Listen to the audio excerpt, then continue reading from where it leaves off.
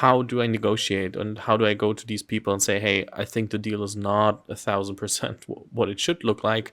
We need to get it to a stage where I, as a founder, have 80% or 75%.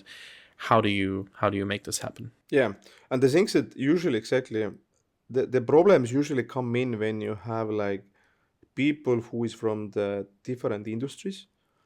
And in let's just fantasize, if you are building a factory, then yes, that's a different world for me. You can be like, I'm opening factory and it's just hiring anyone and all cool.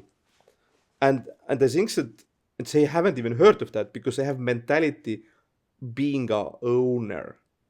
But in this world, what we talk about, the owners are the founders and the team who runs this. They are the asset.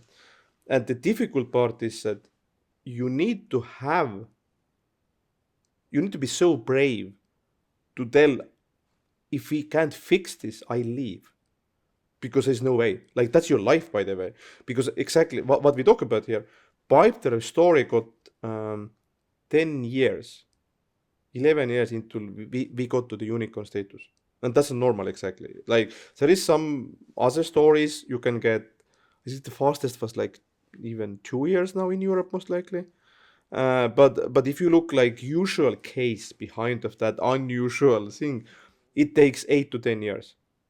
And you should think about how to motivate the founders giving the best time of the life and all of the time that you would spend for your family, your friends, and so on away.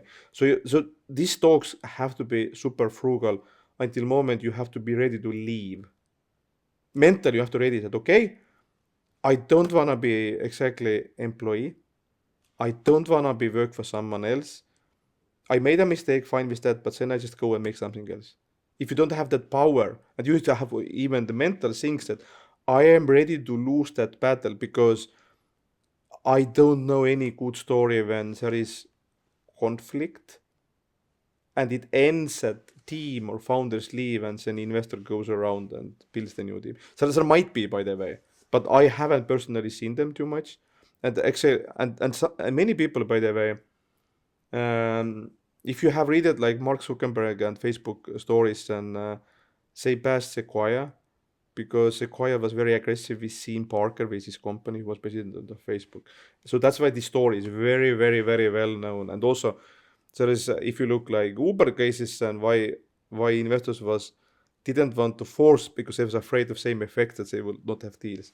So actually, that for them it's easy. Like, founder is good or bad, but you just invest to this person. If this person goes away, you can, like, later stage, okay, let's say you can hire and but I think these talks have to be frugal and you need to, like, in this case it was lucky that Estonia we had great guys, me and some other people who was advising him, and literally this deal which I helped was closing in the time of Christmas. I'm not kidding. It was so crazy deal that it will be one day in the book, because this company unicorn now, that it was in the Christmas time.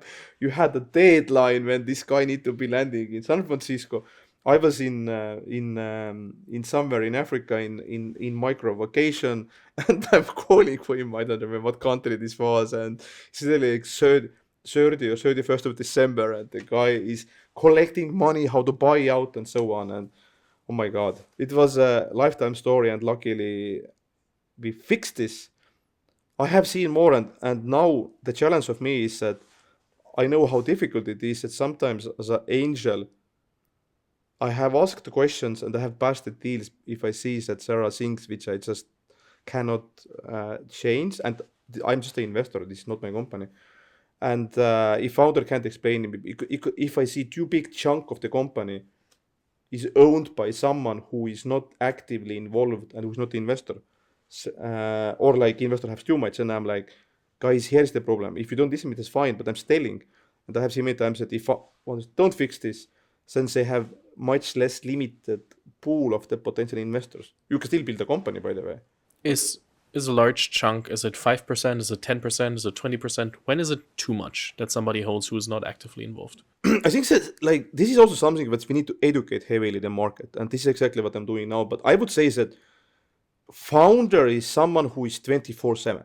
Okay, the other basically like criteria is advisors, and I believe depending on the impact of the company, advisors can be maximum 2%,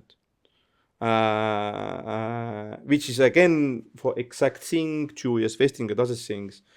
But and also it's also question what exactly he did. But if you have 2 3 advisors giving, let's say, 3%, all fine. And great to have them. We had them in Pipedrive. I have itself helped companies and so on, and I have never asked more than 1%. That's it. My own stake, if I have been involved every month, putting my time and everything behind of that, I have never asked more than percent. And I have gotten, by the way, unbelievable success because I have been already advisor to 2 other unicorn companies, which means that my time has been paid off heavily. I wouldn't be more lucky.